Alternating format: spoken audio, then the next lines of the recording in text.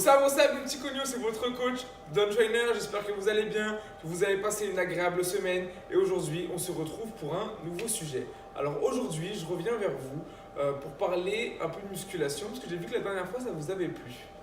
Alors quel va être le sujet de cette vidéo? Je vous dis ça tout de suite. Le sujet de la vidéo va être les amplitudes de mouvement sur les exercices.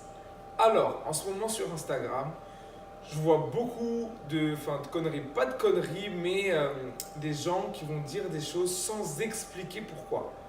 Alors, on va lire en ce moment sur Instagram, parce que je suis beaucoup sur Instagram si vous me suivez sur mon compte de Don Trainer. Et en ce moment, je vois des coachs ou des pratiquants dire arrêtez de faire du demi-mouvement, arrêtez de montrer ce genre de mouvement car ce n'est pas valide, car ce ne sont pas des bons mouvements. Alors là, pour moi, déjà, il y a un gros hic. Parce que comment tu peux dire ça alors que tu te dis coach, sachant que sur ta chaîne ou sur ton compte, il va y avoir des débutants qui vont venir. Donc pour eux, ils vont se dire merde, si je n'arrive pas à faire mon squat, le cul au sol, c'est que je fais n'importe quoi. Alors je comprends exactement pourquoi est-ce qu'ils disent ça. En fait, ces personnes-là sont dans une optique de mouvement de force, de mouvement de base. Donc ils parlent surtout des mouvements comme le squat, comme le développé couché ou comme le soulevé de terre. Et donc ils vont dire qu'il ne faut pas faire de demi-mouvement sur ces exercices-là, car sinon cela ne sert à rien de les faire. Pourquoi est-ce qu'ils disent ça? Car eux, dans leur tête, ils sont dans une optique d'haltérophilie ou de powerlifting. C'est-à-dire que si on ne fait pas le mouvement au complet, la rep ne sera pas comptée.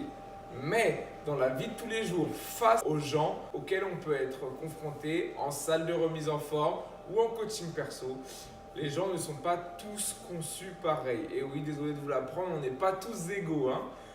Et donc, on va avoir ce qu'on appelle des facteurs limitants. Pour certaines personnes, admettons pour un squat, ça va être un manque de mobilité au niveau de la hanche. Sur un développé couché, cela peut être, par exemple, pour moi en ce moment, une tendinite au niveau des sus-épineux, ce qui veut dire que lorsqu'on va descendre trop bas sa barre, cela va nous faire tout de suite mal derrière l'épaule et donc ça va nous empêcher de faire un mouvement complet. Mais cela ne voudra pas pour autant dire qu'il est faux. Deuxième chose, pourquoi est-ce que pour moi cela est faux? Car cela va dépendre dans quelle optique nous travaillons. Si on travaille dans une optique d'hypertrophie, il va être parfois plus intéressant de faire des mouvements en demi-répétition pour en fait déchirer vos fibres musculaires de manière plus importante en contrôlant même votre phase excentrique, la phase négative. Vous inquiétez pas, je vais vous montrer tout ça là tout de suite avec des exercices pour que ce soit plus parlant pour vous. Parce qu'on va avoir différentes courses d'exercices. On va avoir la course proximale. Donc si je me mets de profil course proximale, c'est lorsque je vais être proche ici de mon corps. Ok, on va avoir la course moyenne, donc à 90 degrés sur un biceps curl. Je viens et je m'arrête ici. Et la course complète, je descends les bras complètement et je ramène ma barre au niveau des épaules. Ok? Donc ça, ce sont trois manières de travailler. Donc, messieurs les coachs, messieurs les hyper fréquentants, comment pouvez-vous dire à l'avance qu'une personne sur Instagram fait n'importe quoi alors que vous ne connaissez pas son programme d'entraînement? Ça se trouve que c'est voulu que cette personne fasse des demi-reps.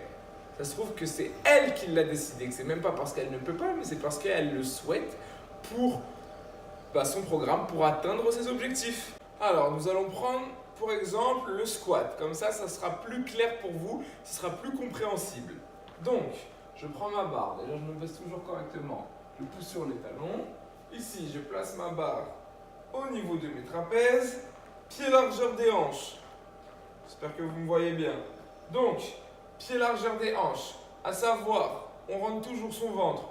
Le poids du corps sur vos talons, pas sur la pointe des pieds si vous ne voulez pas vous bousiller les genoux. Ensuite, je vais vous montrer ce qu'est un squat complet. Voici le squat complet. Ok, donc ça, pour les powerlifters ou les haltérophiles, c'est le squat qu'ils doivent faire pour valider leur répétition. On va avoir ce qu'on voit le plus souvent en salle de musculation, qui est le demi-squat. Le demi-squat, c'est ça.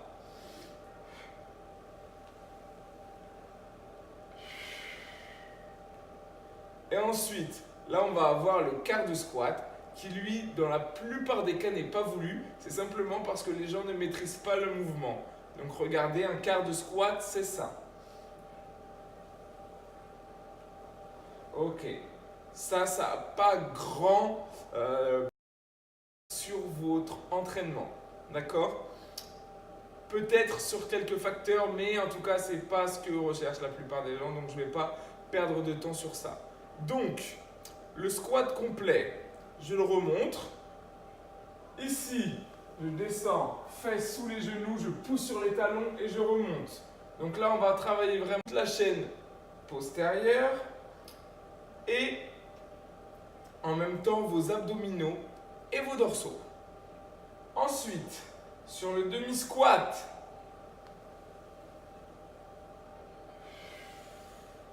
là, on va se concentrer un peu plus, j'ai bien dit un peu plus parce qu'on ne peut pas isoler sur un mouvement polyarticulaire, sur les cuisses et sur les fessiers.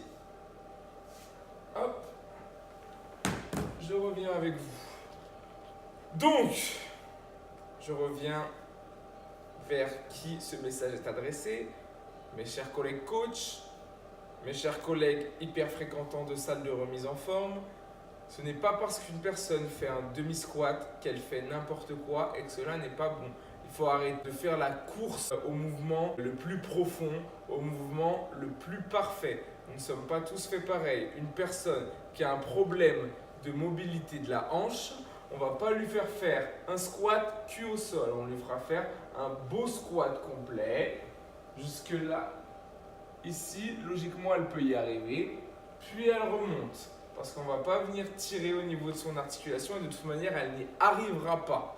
Donc arrêtez de descendre ce genre de mouvement parce que la nouvelle génération qui va arriver sur Internet et sur YouTube, elle va croire que ce n'est pas bon et elle va à tout prix essayer de faire les mouvements complets alors qu'ils ne se connaissent pas encore, qu'ils ne connaissent pas encore leur corps et ça se trouve, ils vont même se blesser. Ok? Donc voilà pour les amplitudes de mouvement. Si vous vous sentez de faire un squat complet ou un développé couché complet, faites-le. Ce ne sera que plus avantageux.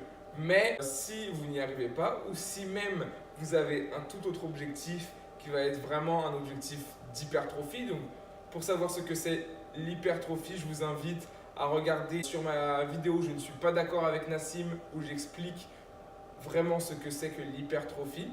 Donc comme ça, ce sera bien clair pour vous. Et donc là, les demi-squats et les courses moyennes, comme je vous l'ai montré tout à l'heure, vont être parfois plus intéressants à placer dans votre programme. Bien sûr, pas sur tous les mouvements, mais à placer quand même sur votre programme. Voilà, c'était votre coach, The Zone Trainer. J'espère que ça vous a plu. Pensez à mettre un pouce bleu.